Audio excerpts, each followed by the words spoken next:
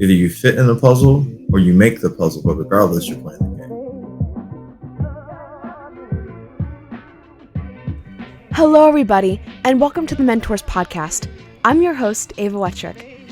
Here on this show, we talk to luminaries from around the world to discuss their journey towards success and what wisdom they have to offer the younger generation. Each episode, we have on a new guest, a new story, and a new path towards personal success. I hope you're ready, and I hope you enjoy. Today, we have on Nathan Harris.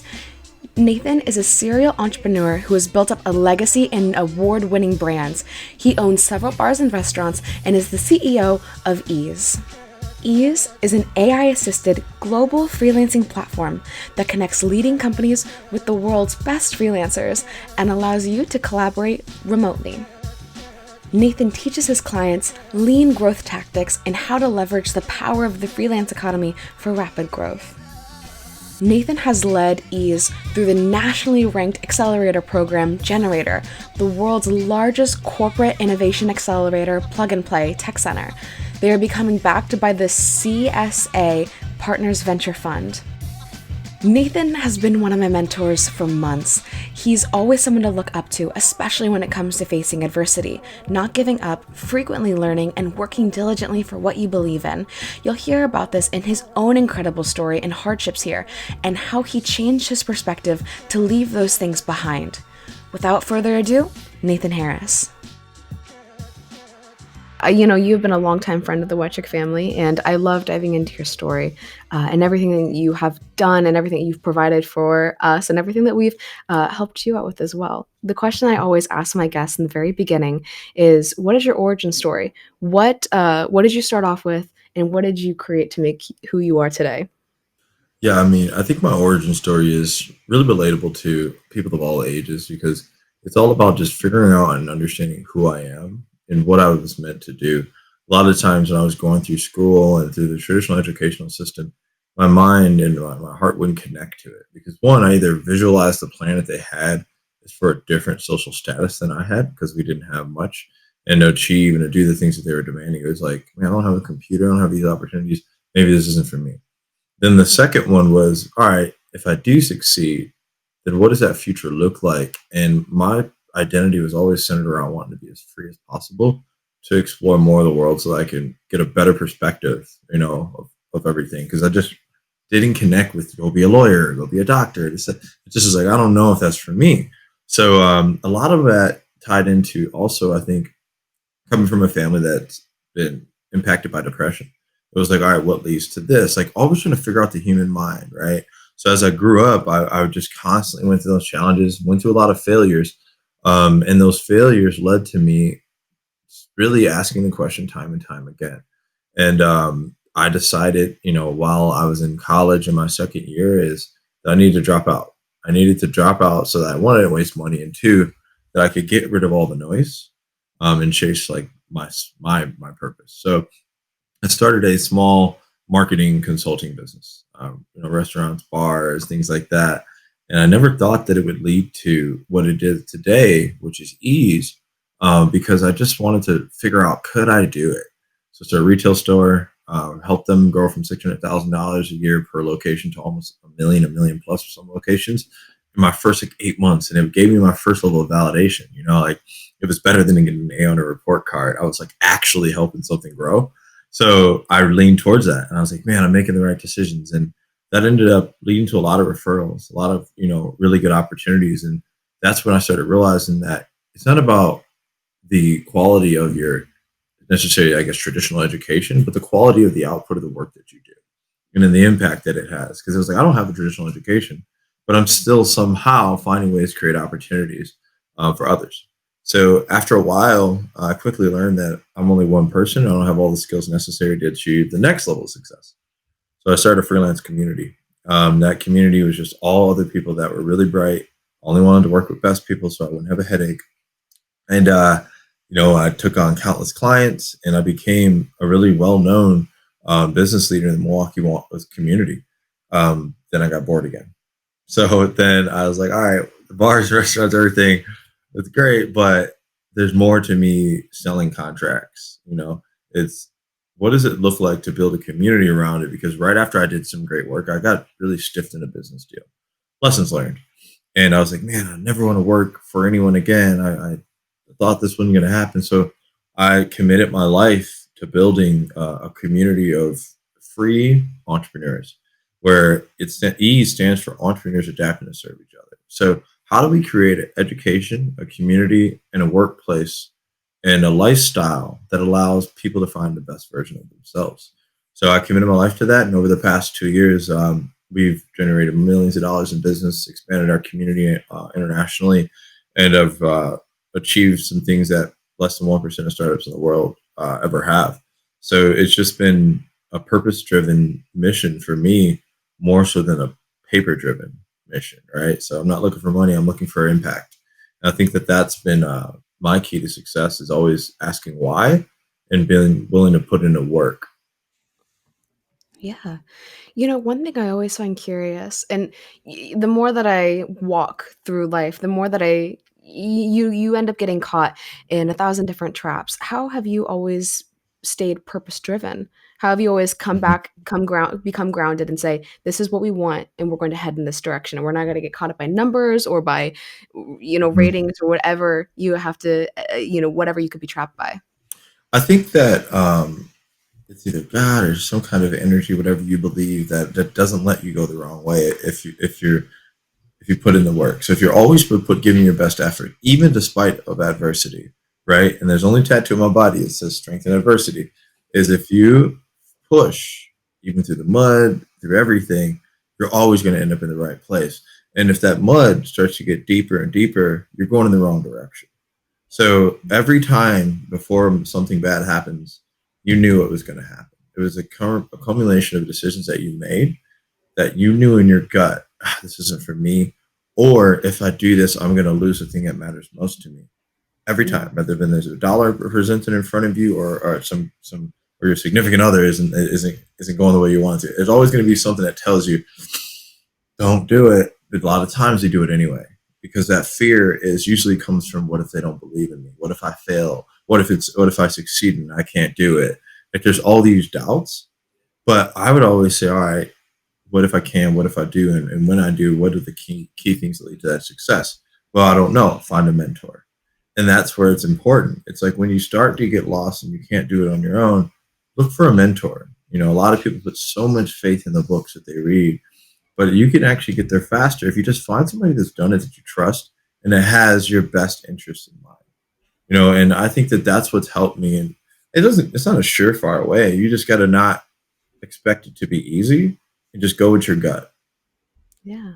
How have you been able to find your mentors? These people that have done things that you've done and that you can build a relationship with and trust. Young, really young, I started putting myself in places that I wouldn't typically go. I started going to local events, whether it be like Visit Milwaukee or community events, alderman elections, and political dinners. Donating, even if I only donated $100, or if I didn't have anything to donate, I go to a lot of seminars, events. I just did all. Everyone else was like so busy, focused on let's get drunk and let's party, and I was like, hey, you know what? That's cool. I'll do that stuff sometimes, but what if I went at 7 o'clock on a Tuesday to the next Milwaukee County executive dinner or meetup or speaking event? And in turn, they're like, why is there an 18-year-old kid here? Like, I'm the only one. And they're like, tell me a little bit more. And immediately those individuals look at you and they aspire to essentially beat you, right? They're like, man, I wish I was 18 and in this room and what the things I would have learned and be able to do. What are you looking to achieve? And you always want to go and spill your guts about all about you. So you know what? One of my biggest passions is just helping other people find their way. So I've just tried to figure out which businesses I need to build to do that. Don't say anything else, right? And then they go, "Oh, that's awesome! Like humble. He's not looking for money. He's not fishing." Most people just have bad character. So when you just show that you have good character, they first want to help you grow. Then after that, don't waste their time. Be direct and say, hey, you know what? I value all my mentors. So I want to know what would be a victory for you if I were to bring you on to be a mentor for me, because I don't have maybe money right now, but I do have work ethic. So, how could I make it worth it to you? Could I champion you somehow? I mean, can I help you connect with my generation maybe? And that's what I did. I said, hey, you know what? I want to connect to my generation. I want to make my generation aware of what your generation has done so that we don't make some of those same mistakes. And that's when that person really starts to gravitate to you versus you saying, hey, I want to raise 100 grand this year. Oh, I'm trying to make millions of bucks, man. I'm just trying to, kill it. Oh, no one can connect with money. People connect with purpose. Yeah. I think something really interesting you've always presented and brought to the table is that you put others first. You always take the time to say, "Hey, what do you need? How can I help you?" And that has always served to be a great benefit for you. For a lot of younger people, that sounds completely absurd, right? The idea of what helping others? Well, now I'm not helped. So, how am I supposed to advance forward when I'm just doing things for other people? So how has that? How has giving yourself to others compounded and brought back so much towards you? I think the biggest thing is when you have that people driven, people first mindset, it allows you to collect information and feedback that is a different perspective than your own. A lot of youth have a self-serving mentality because they're so used to being coddled either by their parents or their environments, right? They haven't been put against a challenge. They've been put against a plan. And when things don't go according to plan, they fall apart. Well, if you can push yourself against the grain and be able to say, hey, you know what?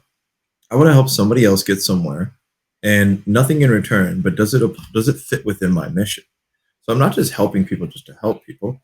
The serving part to me is if I can help somebody figure out where they want to go, the job they should have, and the opportunity that's best for them, they're going to grow, and in return, so will I.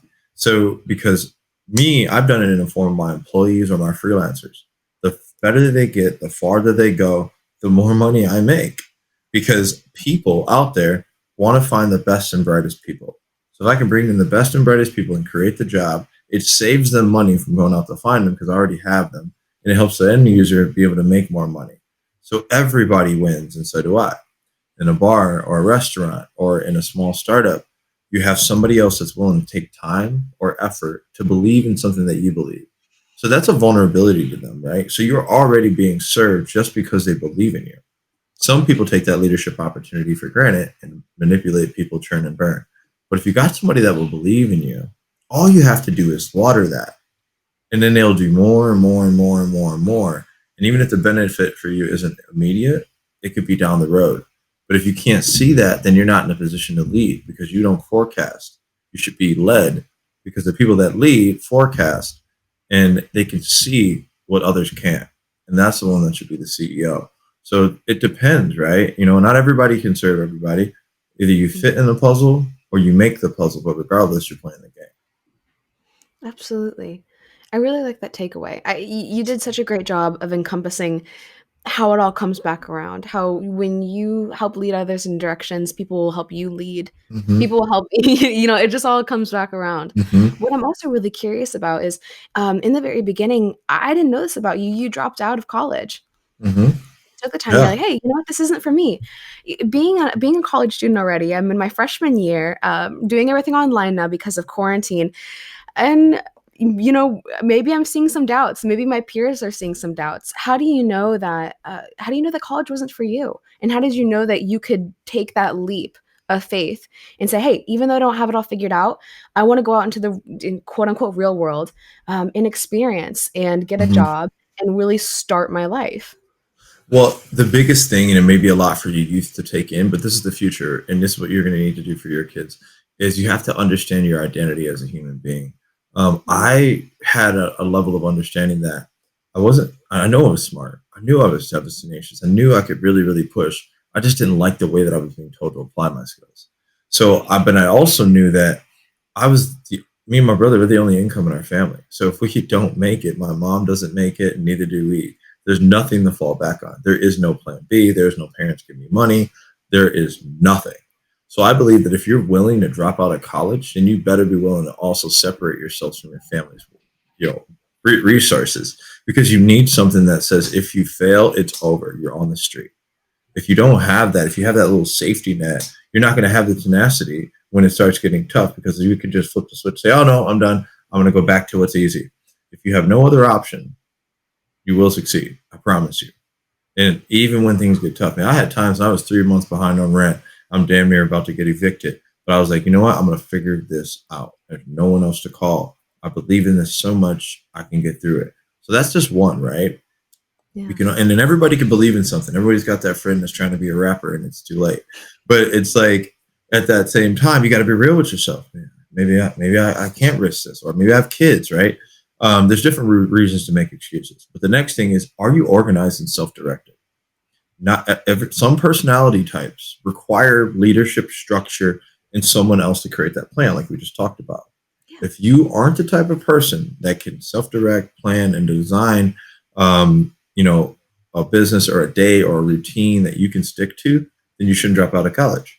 You need the environment to create that discipline for you.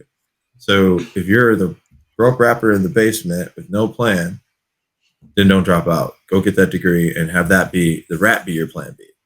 But if you're straight up focused, self-directed, have a clear path to resources, money, and everything, and you know that you could at least get by while you build it, then go ahead, drop out, start making money right away.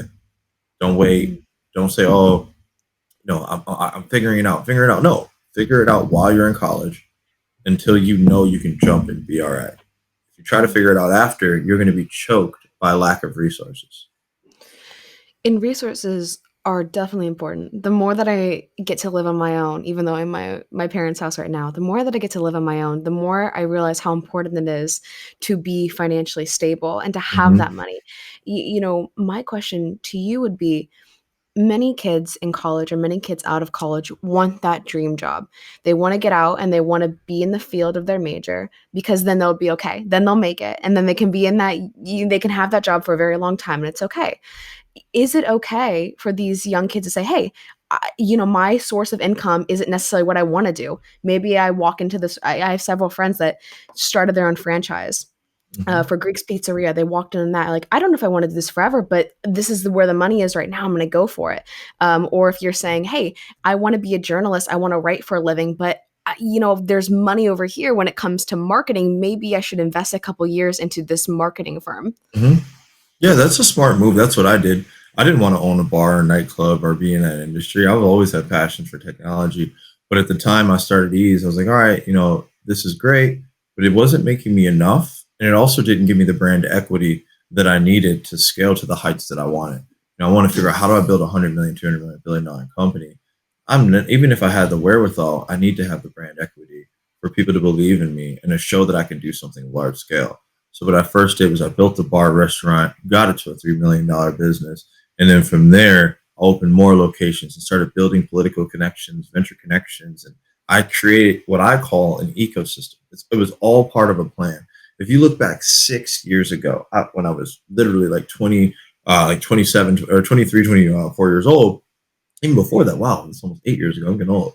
I literally have everything that I've done to this day on post-it notes and in a plan, and I did them in order. And everything that I said was going to happen actually happened across that almost decade.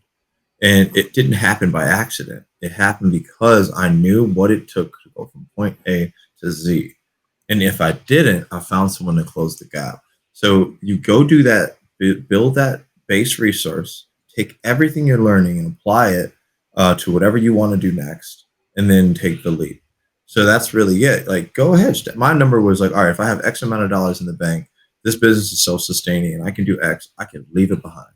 So now I actually have bars and restaurants that are doing the same revenue or better, that are operating independently of me with almost 100 employees. And it takes like no time, but that allowed me to be able to have the time and resources I needed to build Ease. So yeah, it delayed me living my purpose for about 5 years, but it was part of my purpose because my purpose never would have came to fruition if I didn't put that work in first. That was my college. Nathan had post-it notes that planned out his future step by step, and it all came to fruition. And if that's not a process-oriented man, I don't know what is. That attention to detail and working out a plan is something I'm always trying to learn from Nathan. And I really like the fact that he didn't necessarily go after the quote-unquote narrow passion road, as I call it, and built a long-lasting resource for himself. He also gave incredible advice to young college students, and if you would like some of that information compiled, there's a free resource article titled "Should I Drop Out?" and Other Advice for College Students that's down in the description below.